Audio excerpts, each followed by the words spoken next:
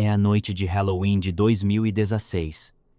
A mata de Bear Creek Township, no condado de Luzerne, na Pensilvânia, é o tipo de lugar onde parece que a própria terra está prendendo a respiração. As árvores estão sem folhas. O céu tem a cor de cinza velha.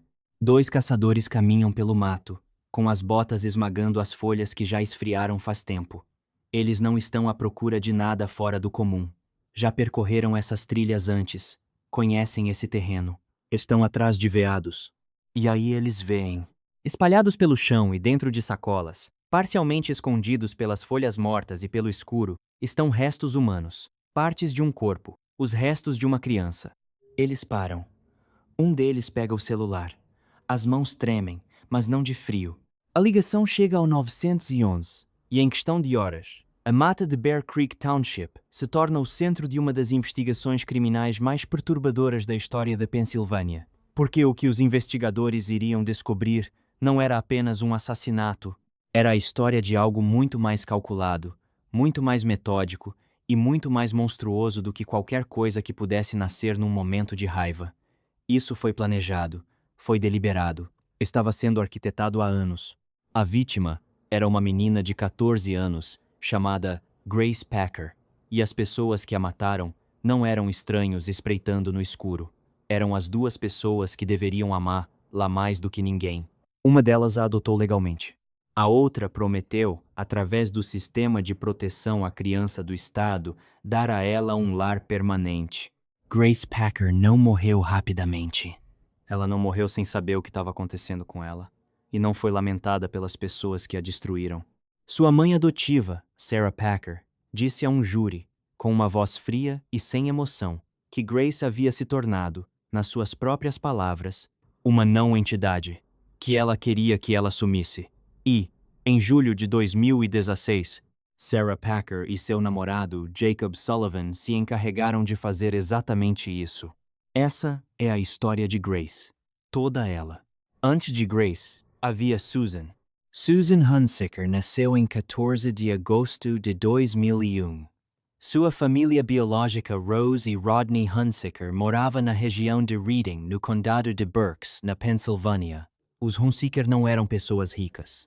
Viviam em condições humildes e, por tudo que se sabe, amavam seus filhos. Mas amar seus filhos e estar preparado para protegê-los de todos os perigos ao redor são duas coisas completamente diferentes. A casa era pequena. A família era de baixa renda. E na teia de relacionamentos adultos ao redor daquele lar, havia pessoas que representavam um perigo real para as crianças que viviam ali. Rose e Rodney Hunsicker tinham 3 filhos. Os 2 mais novos eram Susan, nascida em 2001, e o irmão dela, nascido cerca de 2 anos depois. Quando denúncias de abuso começaram a chegar ao sistema de proteção à criança do condado de Berks, um abuso cometido não pelos próprios Rose e Rodney, mas por outros adultos com acesso às crianças naquele lar, o condado iniciou um processo para retirar as crianças. Rose e Rodney lutaram. Foram às audiências, passaram pelas avaliações, percorreram cada etapa do processo legal tentando manter a família unida. Mas um juiz do condado de Berks acabou encerrando os direitos parentais deles. As crianças foram retiradas. Anos depois, sentada diante de um jornalista, Rose Hunsicker descreveu o momento em que soube o que havia acontecido com Grace como o pior dia de sua vida. Ela havia confiado no sistema.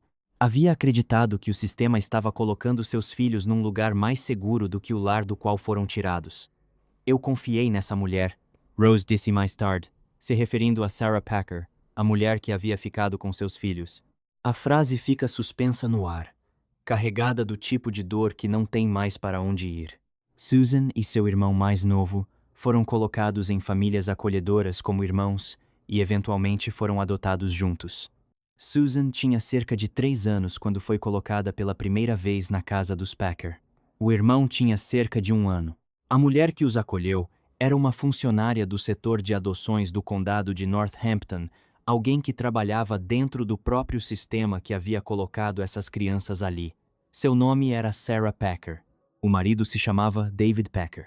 O acolhimento começou por volta de 2004 e a adoção só foi formalizada em março de 2007, quando Grace tinha aproximadamente 5 anos. E quando a adoção foi concluída, Susan recebeu um novo nome. Ela se tornou Grace. Deveria ter sido o começo de algo melhor. Não foi.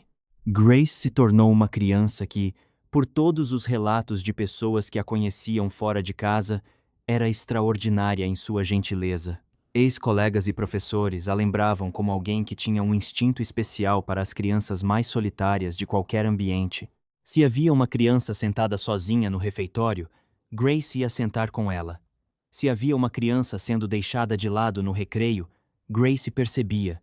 Para alguém que já havia enfrentado tantas turbulências em sua curta vida, ela havia desenvolvido uma capacidade de empatia que deveria ter sido cultivada, não apagada. Dentro da casa dos Packer, as coisas eram diferentes. Para entender o que aconteceu com Grace Packer, você precisa entender que tipo de pessoa Sarah Packer era muito antes de Jacob Sullivan entrar na história. Porque o retrato que emergiu após a morte de Grace não era de uma mulher que havia simplesmente enlouquecido, ou que havia se perdido por causa de um homem perigoso, ou que havia tido um colapso trágico. Era o retrato de uma mulher que vinha construindo isso há anos.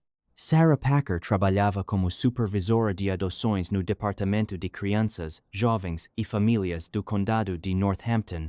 No seu formulário de emprego, ela havia escrito que queria uma carreira trabalhando com crianças para fazer a diferença e para beneficiar meu semelhante. Ela descrevia o acolhimento de crianças como muito gratificante, dizendo que lhe havia dado a oportunidade de abrir minha casa e meu coração para muitas crianças. Ela era, no papel e em muitas interações diretas com colegas e assistentes sociais, a imagem de uma servidora pública dedicada que havia levado essa dedicação para casa. Entre os anos 2000 e 2010, Sarah e David Packer acolheram 30 crianças. 30. Ao longo de uma década, eles se mudaram pelo nordeste da Pensilvânia saltando, como um relato descreveu, de condado em condado, e em cada lugar, eles recebiam crianças acolhidas. Crianças com histórico de trauma, crianças com necessidades especiais, crianças que o sistema havia decidido que precisavam de um lugar estável. E Sarah Packer era exatamente o tipo de pessoa que sabia como se apresentar a esse sistema. Ela trabalhava dentro dele, conhecia sua linguagem, seus papéis, seus pontos cegos. Ex-filhos adotivos que moraram naquela casa contariam mais tarde a jornalistas e investigadores uma história bem diferente sobre como era a vida dentro da casa dos Packer. Descreveram um ambiente onde o abuso não era a exceção, era a rotina. Abuso emocional, abuso físico e algo muito pior. Uma ex-filha adotiva descreveu Sarah assistindo episódios da série de crime forense CSI e fazendo comentários de passagem sobre como ela desmembraria um corpo se precisasse se livrar de alguém. Essa menina era uma criança na época. Ela achou que era uma piada estranha. Guardou aquilo. Só faria sentido muito depois. Grace e seu irmão biológico não estavam de passagem. Foram adotados permanentemente. Essa distinção importa, porque significava que mesmo quando o fluxo de crianças acolhidas na casa dos Packer foi eventualmente encerrado, e seria, de forma dramática e pública, Grace e seu irmão permaneceram. Não havia nenhum mecanismo para revisar automaticamente a adequação dos pais adotivos da mesma forma que poderia haver para colocações em famílias acolhedoras sob supervisão ativa. Uma vez finalizada a adoção, os direitos parentais de Sarah e David Packer sobre Grace eram legalmente equivalentes aos de qualquer pai biológico. O Estado a havia entregado, e então o Estado praticamente se afastou. Em 2010, essa decisão se revelaria catastrófica. Sarah Packer afirmou, no decorrer dos processos judiciais, ter um QI acima de 140, um número que ela ofereceu no banco das testemunhas, embora nunca tenha sido verificado ou testado de forma independente durante o processo legal. O que está documentado é que ela era, por qualquer medida profissional, uma mulher extremamente inteligente, que havia construído uma carreira em torno de compreender as vulnerabilidades das crianças e de navegar pelas burocracias criadas para protegê-las. Essa inteligência e esse conhecimento não protegeram Grace. Foram as ferramentas usadas contra ela. A primeira grande fratura na casa dos Packer veio a público em 2010. Uma adolescente acolhida que morava com a família apresentou uma denúncia que mudou tudo ou deveria ter mudado. A adolescente disse às autoridades que havia descoberto fotografias no celular de David Packer, fotografias dele cometendo abuso sexual contra outra criança acolhida na casa. A polícia foi chamada. Uma investigação foi aberta. O que encontraram era pior do que a denúncia inicial. David Packer havia abusado sexualmente de uma filha adotiva de 15 anos que morava na casa. Ela havia inicialmente relatado que o contato sexual começou quando ela tinha 18 anos, mas à medida que a investigação avançou, ficou claro que o abuso havia, na verdade, começado quando ela tinha 15, o que significava que estava acontecendo há anos antes de vir à tona. Ele foi preso em Allentown, onde a família vivia na época, e acusado de estupro de vulnerável e ato obsceno. No decorrer da investigação, também veio à tona que ele havia cometido os mesmos crimes contra Grace, a menina que havia sido colocada na casa desse homem quando era criança pequena e formalmente adotada aos 5 anos.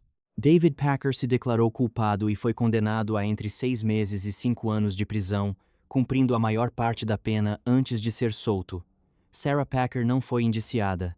Os promotores na época reconheceram que o que ela havia tolerado ou participado ao permitir era, nas palavras de um oficial, repugnante. Mas aquilo não chegava, naquele momento, ao nível de conduta criminosa que eles podiam provar em juízo. Ela foi suspensa de sua função como supervisora de adoções no condado de Northampton em 2010 oficialmente, por alegações de conduta imprópria e nunca mais voltou a esse cargo. Perdeu sua licença para abrigar crianças. O Estado revogou completamente essa autorização, mas Grace e seu irmão ficaram com Sarah. Pense nisso por um momento. Uma mulher que havia trabalhado dentro do sistema de proteção à criança. Uma mulher que havia acabado de ver seu marido ir para a prisão por abusar repetidamente de crianças em sua própria casa, incluindo sua filha adotiva. Uma mulher que havia sido afastada de seu cargo de supervisão sobre as crianças de outras pessoas. Essa mulher foi autorizada a ficar com essas 2 crianças, uma delas vítima direta do abuso que havia mandado seu marido para a prisão, porque o limite legal para retirar uma criança adotada de um pai é consideravelmente mais alto do que o limite para retirar uma criança acolhida. As autoridades de proteção à criança aparentemente anotaram que não realizariam novas verificações de bem-estar a menos que uma nova denúncia fosse registrada. Como pai adotivo, Sarah Packer tinha o mesmo status legal de qualquer mãe biológica. Então Grace ficou. E pelos anos seguintes, a vida de Grace foi um carrossel de instabilidade. Por volta de 2014 ou 2015, ela foi morar com um parente no condado de Burke, na Carolina do Norte. As circunstâncias que levaram a esse arranjo estão registradas no relatório de revisão de fatalidade infantil que o Departamento de Serviços Humanos da Pensilvânia lançou posteriormente, um documento fortemente editado que, mesmo assim, conta a história de uma menina que já estava sinalizando angústia para todos os sistemas de adultos ao seu redor e de agências que ou não estavam ouvindo ou não estavam conversando entre si. Quando Grace voltou da Carolina do Norte para a Pensilvânia no outono de 2015, ela voltou para uma casa que agora incluía um novo homem na vida de Sarah Packer, um homem chamado Jacob Sullivan. E foi por volta dessa época que Sarah e Sullivan começaram a planejar o assassinato dela. Jacob Sullivan se mudou para a casa dos Packer em 2013. Os registros do tribunal do seu indiciamento em janeiro de 2017 indicavam que ele tinha 44 anos na época e 46 no momento de sua sentença, em março de 2019, o que o colocava no início da casa dos 40, quando entrou na vida de Grace. Ele e Sarah Packer eram próximos em idade.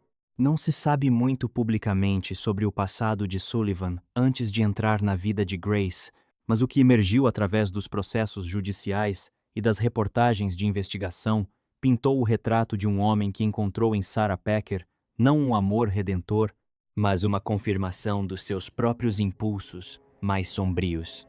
O promotor do condado de Bucks, Matthew Weintraub, ao apresentar o caso ao júri durante a sentença de Sullivan, descreveu o relacionamento entre Sarah Packer e Jacob Sullivan como construído em torno de uma fantasia compartilhada e mutuamente reforçada, uma fantasia envolvendo Grace e assassinato. Não era uma fantasia que Sullivan havia introduzido a uma Sarah relutante, nem uma que Sarah havia imposto a um Sullivan resistente. Ambos, argumentaram os promotores, queriam a mesma coisa. E encontraram um no outro a única pessoa disposta a ir até o fim. A defesa, por sua vez, tentou uma narrativa diferente. Argumentou que Sarah era a mentora a que tinha o conhecimento interno e a personalidade dominante. Argumentou que Sullivan foi manipulado, controlado, levado a algo a que talvez não chegasse por conta própria. O júri não comprou isso. Mas havia um grão de verdade processual embutido no argumento da defesa, no sentido de que as evidências físicas contra Sarah Packer eram consideravelmente mais limitadas do que as evidências contra Sullivan, porque foi Sullivan quem fisicamente cometeu os atos. O papel de Sarah foi de planejamento, facilitação e testemunha, e no momento da morte de Grace, ela estava segurando a mão da filha. O relacionamento entre Sullivan e Grace nos anos entre 2013 e 2016 foi descrito por aqueles que conheciam o ambiente doméstico como profundamente perturbador. Grace era uma adolescente que estava entrando nos anos da puberdade em um lar onde a figura masculina adulta era alguém cujo relacionamento com sua mãe era, em sua essência, construído sobre uma fantasia centrada na própria destruição dela. Ela não tinha ideia. Nenhuma criança de 14 anos poderia ter sabido. O que está documentado é que o planejamento começou de forma séria no outono de 2015, quando Grace voltou da Carolina do Norte. Naquele ponto, Sullivan e Sarah estavam juntos há mais de 2 anos. A casa era em Abington, no condado de Montgomery. Grace tinha 14 anos. Seu irmão, o irmão adotivo de Grace, que vinha da mesma família biológica, também morava na casa, com aproximadamente 12 anos. E de acordo com a linha do tempo estabelecida pelos promotores e com a confissão posterior de Sullivan, foi naqueles meses entre o outono de 2015 e o verão de 2016 que os dois se sentaram e decidiram exatamente como iriam matá-la. Havia também uma dimensão financeira nisso. Não era o motivo principal, mas era um motivo. Sarah Packer recebia $712 por mês em pagamentos de assistência em nome de Grace. Enquanto Grace estivesse viva, ou enquanto o Estado acreditasse que Grace estava viva, esse dinheiro continuaria chegando. Depois que Grace desapareceu e Sarah a denunciou como fugitiva, Sarah continuou recebendo esse dinheiro. Entre 1 de julho de 2016 e 10 de novembro de 2016, enquanto sua filha estava morta, desmembrada e jogada na mata, Sarah Packer gastou mais de $3.600 de recursos de assistência destinados a Grace. Ela também preencheu um relatório de revisão contínua de incapacidade em 22 de agosto de 2016, sem nenhuma vez mencionar que sua filha estava desaparecida há mais de um mês. No mundo de Sarah Packer, Grace já era uma não-entidade. Os papéis administrativos da sua existência eram apenas algo a ser gerenciado. 4 de julho de 2016. Há um piquenique em família no condado de Lehigh. Grace Packer está lá. Ela tem 14 anos e vai completar 15 em agosto. Está rindo, comendo, rodeada de pessoas que mais tarde vão se lembrar daquele dia com uma angústia que carregarão pelo resto da vida, porque nenhuma delas sabia que era a última vez que a veriam viva. Ninguém sinalizou nada de incomum. Ninguém a chamou de lado e perguntou se ela estava bem. Ninguém tinha ideia. Grace estava presente. E então Grace sumiu. E as fotos do piquenique em família se tornaram evidências. 4 dias depois, em 8 de julho de 2016, Sarah Packer e Jacob Sullivan disseram a Grace que a levariam para a nova casa deles em Quakertown, no condado de Bucks. A casa era alugada e vazia. O tipo de casa onde ninguém ouviria nada. O tipo de casa que havia sido escolhida exatamente por isso. O que aconteceu naquela casa ao longo dos 2 dias seguintes é extraído da própria confissão de Sullivan, do depoimento de Sarah Packer no tribunal, das evidências físicas coletadas pelos investigadores e da apresentação detalhada do promotor na audiência de sentença de Sullivan. Está entre os relatos mais perturbadores que já saíram de um tribunal da Pensilvânia nos últimos tempos, e era perturbador não apenas pelos atos em si, mas por quão deliberado foi cada elemento. Eles haviam trazido suprimentos, abraçadeiras, uma mordaça, comprimidos medicamentos sem receita que eles haviam calibrado, ou tentado calibrar, numa dosagem que acreditavam que seria suficiente para matar uma menina de 14 anos. Já haviam identificado o sótão dessa casa alugada e vazia como o local onde tudo aconteceria. O sótão era sufocante. Era julho na Pensilvânia. Não havia ar-condicionado, e o calor naquele espaço fechado teria sido insuportável. Sullivan estuprou Grace enquanto Sarah assistia. Em seguida, socos no rosto dela, amarraram suas mãos e pés com abraçadeiras. Enfiaram a mordaça na sua boca. Deram a ela os comprimidos à overdose que haviam planejado para ser letal.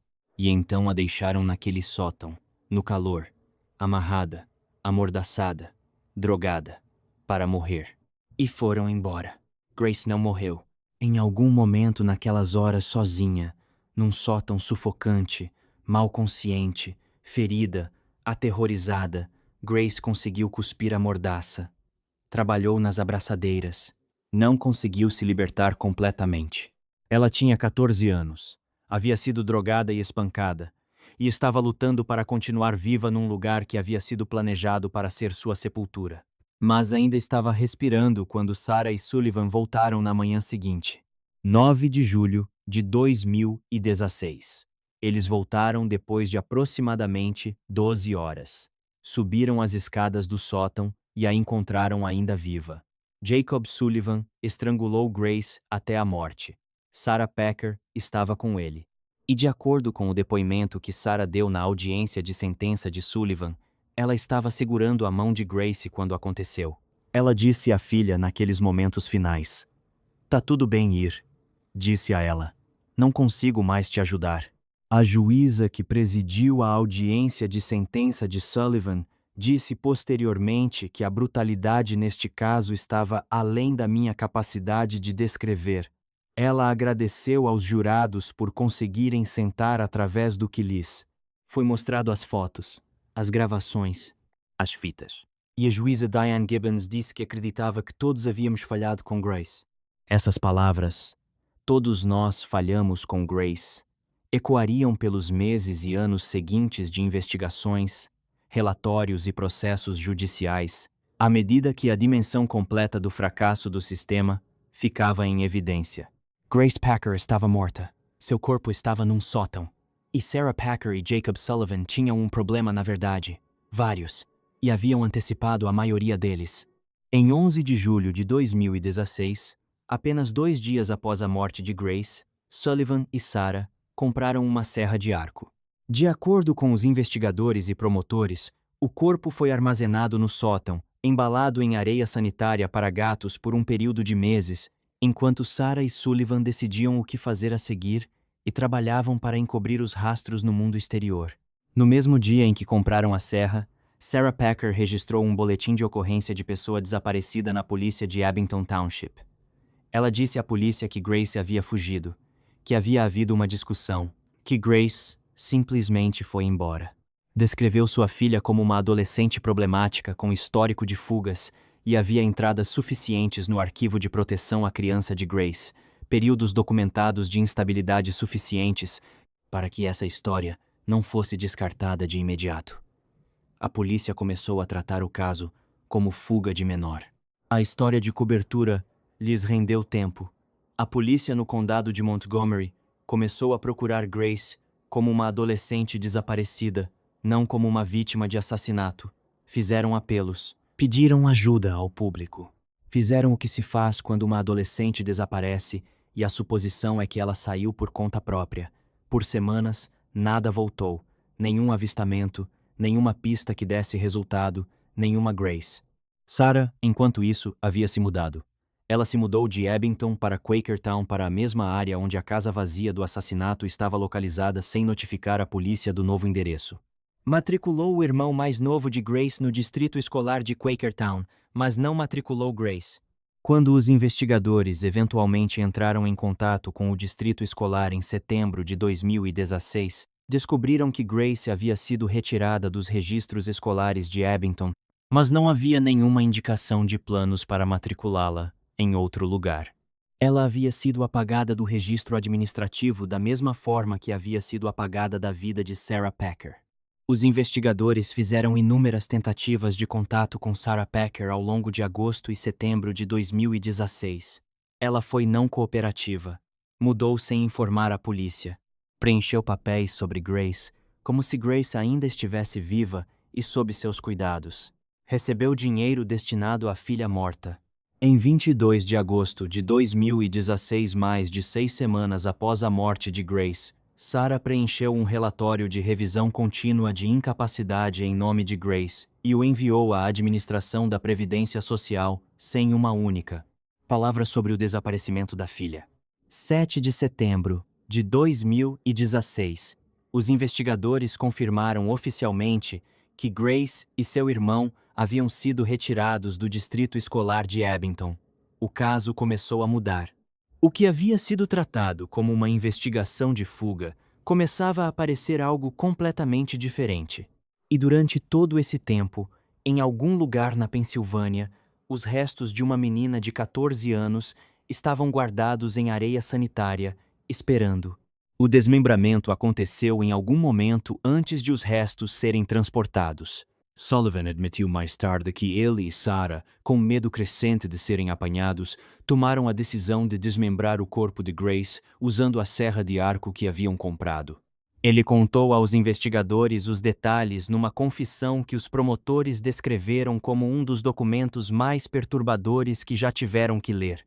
Os restos foram então levados a Bear Creek Township, no condado de Luzerne, uma área rural e arborizada, e deixados lá, descartados como lixo. A distância entre Quakertown e Bear Creek Township não é grande, cerca de 1 hora de carro, pela paisagem rural da Pensilvânia que as pessoas atravessam sem nunca parar. As matas são densas, as estradas são isoladas.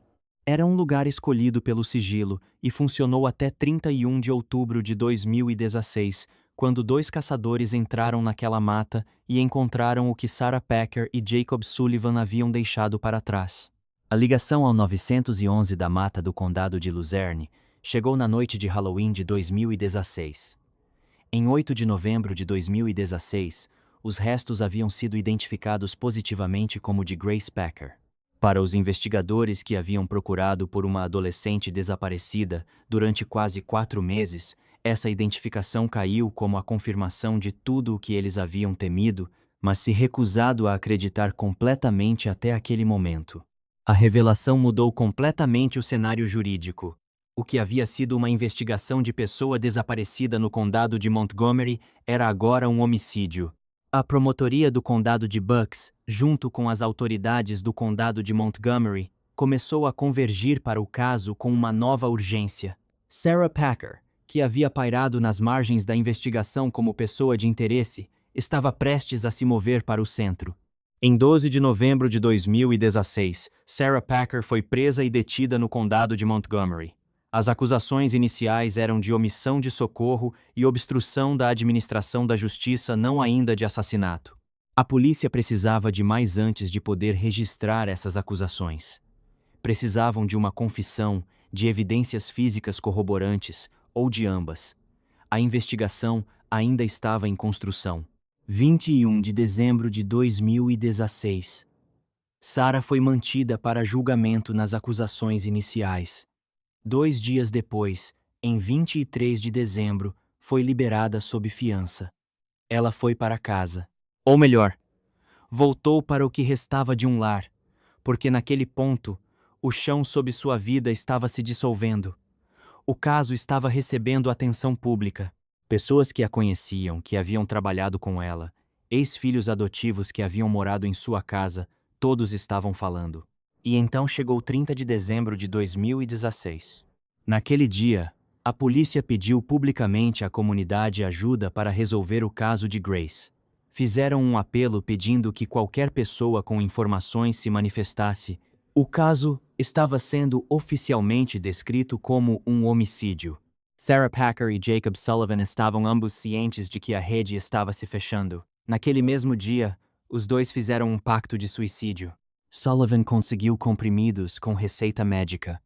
Eles os tomaram juntos, uma overdose, uma saída compartilhada do que haviam construído juntos e do que aquilo havia se tornado. Uma mulher que morava com eles os encontrou desacordados e pediu socorro. Ambos foram levados ao hospital às pressas. Ambos sobreviveram. E no hospital, rodeado pela equipe médica e pela vulnerabilidade particular de uma pessoa que acabou de tentar morrer, Jacob Sullivan começou a falar. No início de janeiro de 2017, Sullivan admitiu a funcionários do hospital que era responsável pela morte de Grace. Ele não deu um relato completo imediatamente.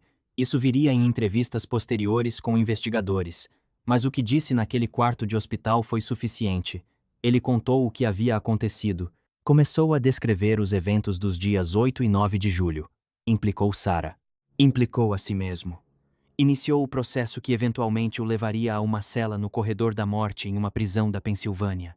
Em 8 de janeiro de 2017, Jacob Sullivan foi formalmente acusado de homicídio em primeiro grau, estupro, sequestro e uma série de infrações relacionadas. No mesmo dia, Sarah Packer também foi acusada de assassinato e outros crimes. O promotor do condado de Bucks, Matthew Weintraub, ficou diante das câmeras e disse que o que essas duas pessoas fizeram estava entre os atos mais depravados que havia encontrado em sua carreira. E observou, com especificidade, que o motivo não havia sido puramente a fantasia. O motivo era também dinheiro. O motivo para perpetuar a mentira de que ela ainda estava viva era lucro, ganância, disse Weintraub.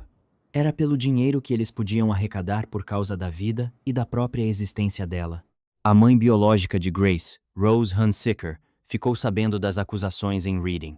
Sentou com jornalistas e falou sobre como havia confiado no sistema, sobre como havia acreditado que seus filhos estavam seguros, sobre como achava que havia feito a coisa mais difícil, a coisa que havia partido seu coração e lhes dado uma chance melhor, apenas para descobrir que a chance melhor que pensava ter dado a eles era uma mentira.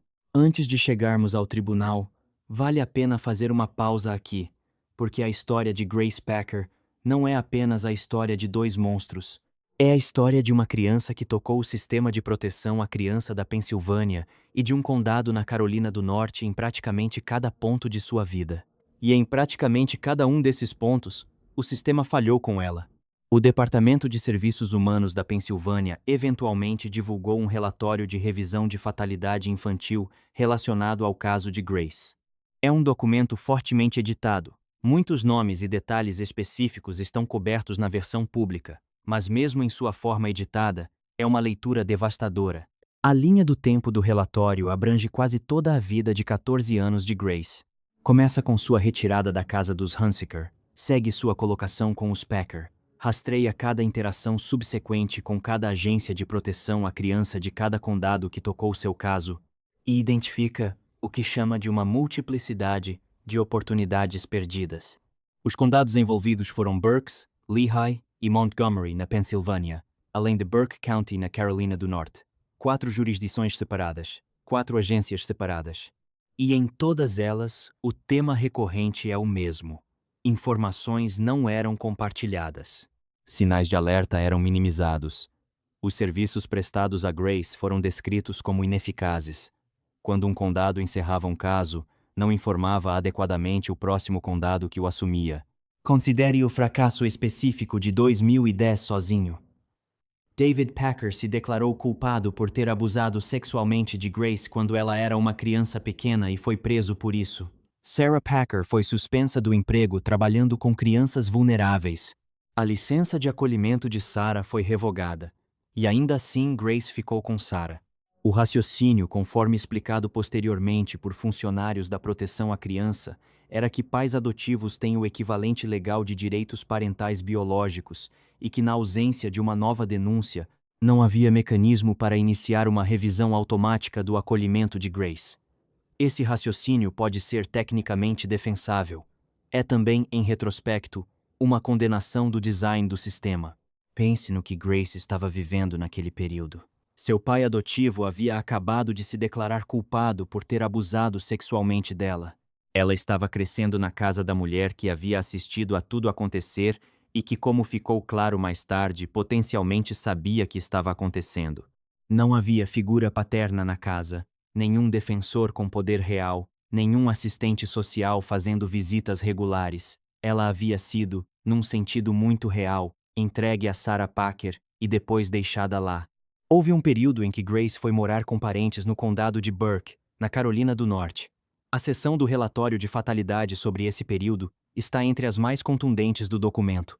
A Agência de Proteção à Criança do Condado de Burke, ao ser informada de que Grace estava com dificuldades naquele acolhimento e que os cuidadores não conseguiam mais lidar com ela, aparentemente não tratou a situação como abandono ou preocupação de segurança.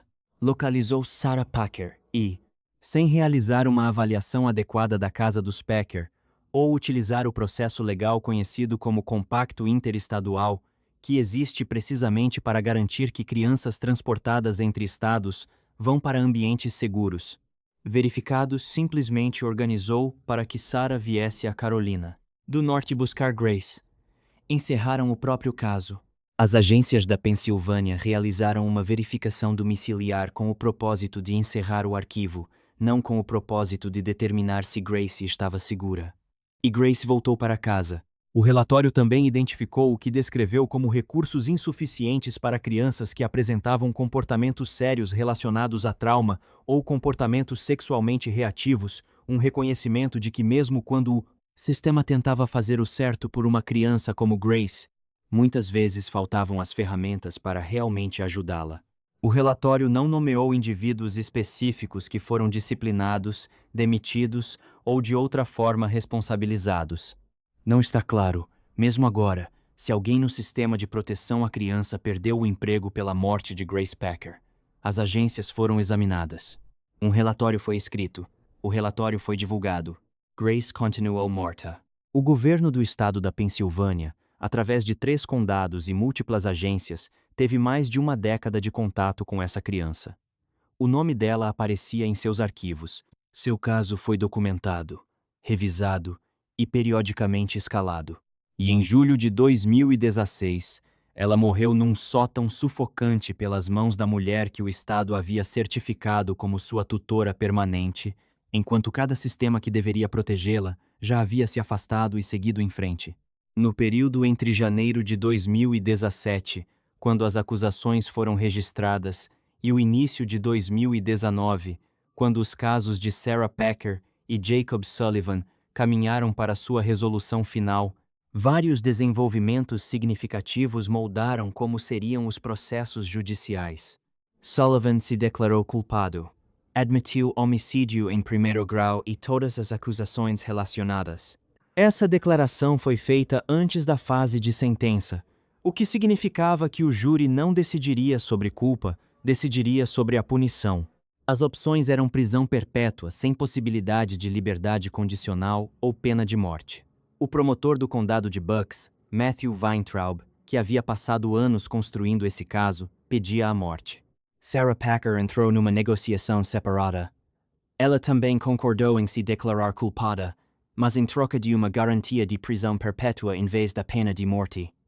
A promotoria justificou esse acordo por vários motivos. As evidências físicas contra Sarah eram mais fracas do que as evidências contra Sullivan. Foi Sullivan quem cometeu os atos físicos de estupro e estrangulamento. Os crimes pelos quais Sarah foi acusada não atingiam o limite legal específico para a pena de morte na Pensilvânia nos estatutos aplicáveis. E, de forma crucial, Sarah Packer concordou em depor na audiência de sentença de Sullivan. Isso era significativo por vários motivos.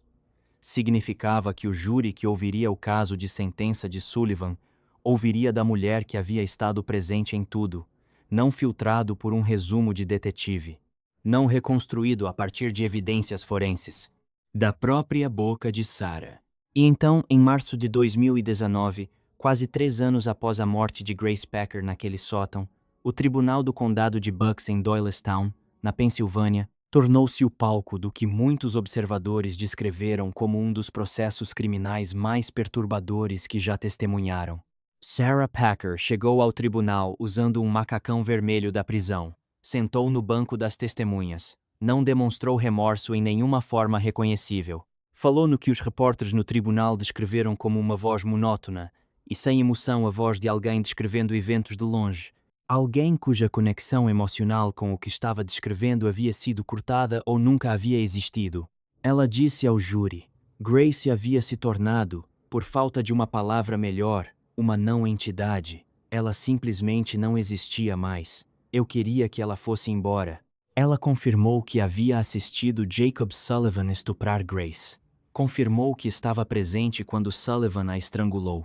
Confirmou que estava segurando a mão de Grace. Confirmou que disse à filha agonizante: Tá tudo bem ir, e não consigo mais te ajudar. Ela também disse, para o registro, que Sullivan nunca me forçou a fazer nada. A defesa havia argumentado que Sarah era a mentora e Sullivan o instrumento. O depoimento de Sarah, dado como parte de seu acordo de colaboração, sob juramento, diante do júri que decidiria se Sullivan viveria ou morreria, minava diretamente essa narrativa. Ela não disse que Sullivan a coagiu. Assumiu a coautoria do que havia acontecido, da forma mais fria e mais terrível possível.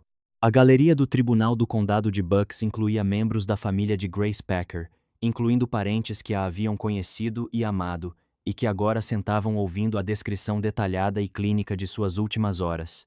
A prima de Grace, Carrie Heiserer, apresentou uma declaração de impacto à vítima que foi lida ao tribunal. Me dá nojo saber que Grace foi abusada, torturada e literalmente jogada fora como se fosse um lixo, disse ela. Grace está num lugar melhor agora, livre do mal e da dor. A mãe biológica de Grace, Rose Hunsaker, sentou no tribunal e ouviu o depoimento sobre a morte da filha que havia sido lhe dito que estava tendo uma vida melhor. A filha que havia sido tirada de seus braços e colocada, pelo Estado, nas mãos de Sarah Packer.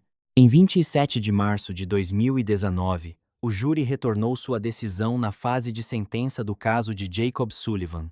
Morte. Todos os 12 jurados concordaram. Sullivan tinha 46 anos, sentou à mesa da defesa e não demonstrou nenhuma reação enquanto o presidente do júri anunciava o veredicto. Pelo menos um jurado estava chorando. A juíza, Diane Gibbons, do condado de Bucks, agradeceu ao júri, dizendo que a brutalidade neste caso estava além da minha capacidade de descrever. Reconheceu o custo que deve ter sido sentar diante das evidências, as fotografias, as gravações, a apresentação forense detalhada do que havia sido feito a uma menina de 14 anos. E então, ela olhou para Jacob Sullivan. Você não tem alma, ela disse a ele. Fez uma pausa, e então observou que nunca havia dito essas palavras a ninguém antes dele em todos os seus anos no banco. Que nunca havia acreditado que um caso a levaria a esse ponto. Sullivan não teve reação. O promotor Weintraub, falando do lado de fora do tribunal, foi menos contido em sua linguagem. Ele recebeu o que merecia, simples assim. Disse Weintraub. A morte é a sentença adequada para esse homem. Esse homem nunca mais vai ver a luz do dia. Nunca mais vai poder abusar de uma criança. Um jurado que conversou com repórteres após o veredicto disse que as deliberações estavam entre as experiências mais difíceis de sua vida. Lhes haviam sido mostrados materiais que descreveram como assombrosos. Haviam sido solicitados a tomar uma decisão sobre uma vida humana. E a tomaram unanimemente. Um dia depois, em 28 de março de 2019, Sarah Packer ficou diante da juíza Gibbons para registrar sua declaração de culpada e receber sua sentença. Ela se declarou culpada de homicídio em primeiro grau, sequestro, profanação de cadáver e acusações relacionadas. A juíza aceitou a declaração, e então a juíza Gibbons fez o que havia feito no dia anterior. Ela olhou para a pessoa em pé diante dela e não se conteve. O mal atrai o mal, disse a juíza. O mal reconhece o mal. E em Jacob Sullivan, você encontrou um dos seus. Ela continuou. Você gosta de estupro. Você gosta de assassinato. Isso é um fato. Descreveu a podridão e a depravação distorcida presente no caso. Disse diretamente a Sarah Packer. Não há cura para pessoas como você.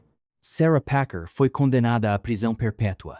Além disso, recebeu mais 52 a 104 anos pelas acusações restantes. Ela morreria na prisão. Isso não estava em questão. A única questão havia sido se o estado da Pensilvânia buscaria sua execução, e a resposta foi não por misericórdia para com Sarah Packer, mas pelas limitações legais das evidências e das acusações, e pela decisão calculada de usar seu depoimento para colocar Jacob Sullivan no corredor da morte. O promotor Weintraub, que havia conduzido esse caso desde o momento em que as acusações foram registradas em janeiro de 2017, ficou do lado de fora do tribunal novamente. Infelizmente, Grace Packer era uma criança descartável para essas pessoas, disse ele. Quem vai falar por Grace Packer agora? Nós vamos. Um jurado, em uma declaração que circulou amplamente após o veredicto, captou o que tantas pessoas que haviam acompanhado esse caso estavam sentindo. Todos nós falhamos com Grace. Era a mesma frase que a juíza Gibbons havia usado ao final da sentença de Sullivan.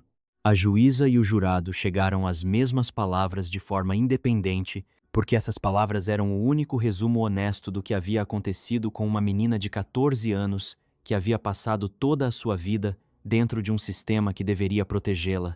Os veredictos criminais não foram o fim do processo de responsabilização legal. Em junho de 2018, advogados entraram com uma ação civil em nome do espólio de Grace Packer contra múltiplas agências estaduais e municipais da Pensilvânia, argumentando que seus fracassos repetidos e documentados em agir sobre os sinais de alerta disponíveis haviam contribuído diretamente para a morte de Grace. Os réus incluíam o Departamento de Serviços Humanos da Pensilvânia e múltiplas agências de proteção à criança de condados cujos arquivos sobre Grace se estendiam por anos antes do assassinato. O escritório de advocacia Saltz Mongeluzzi Bendesky, que representava o espólio de Grace, anunciou em abril de 2021 que havia obtido um acordo de 8,9 milhões de dólares. As agências, conforme a prática padrão de acordos civis, não admitiram formalmente responsabilidade. Mas o tamanho do acordo e a natureza das alegações que haviam sobrevivido ao processo pré-julgamento refletia, em termos legais, algo que o relatório de revisão de fatalidade infantil já havia estabelecido em linguagem clara. Que havia falhas sistêmicas e institucionais no caso de Grace Packer que iam muito além das ações de dois assassinos individuais. A família biológica de Grace, que havia passado anos assistindo à agência estatal que o separou de sua filha ser implicada nas circunstâncias de sua morte, viu o acordo como a única forma de responsabilização institucional que o sistema legal tinha a oferecer. Não era suficiente. Nunca poderia ser suficiente. Mas era no mínimo um reconhecimento de que Grace havia sido abandonada não apenas por duas pessoas que deveriam amá-la, mas por um sistema que tinha informações mais do que suficientes e tempo mais do que suficiente para intervir, e não o fez. Jacob Sullivan passou menos de 14 meses no corredor da morte. Em 30 de abril de 2020, enquanto estava preso na SCI Phoenix, em Collegeville, na Pensilvânia, Sullivan sofreu uma ruptura de aneurisma aórtico. Foi levado a um hospital externo, onde morreu. Tinha 47 anos. O estado da Pensilvânia havia o condenado à morte, mas foi sua própria biologia que o levou antes que o estado pudesse. Para as famílias que haviam sentado naquele tribunal e ouvido os detalhes do que ele havia feito, a notícia de sua morte chegou com uma mistura de sentimentos que nenhuma palavra consegue capturar completamente. Havia alívio de que ele não respiraria mais o mesmo ar que eles. Havia frustração de que ele havia escapado da agulha da injeção letal. E havia, para muitos, a realidade fria de que sua morte não trazia Grace de volta, assim como sua sentença de morte não havia trazido.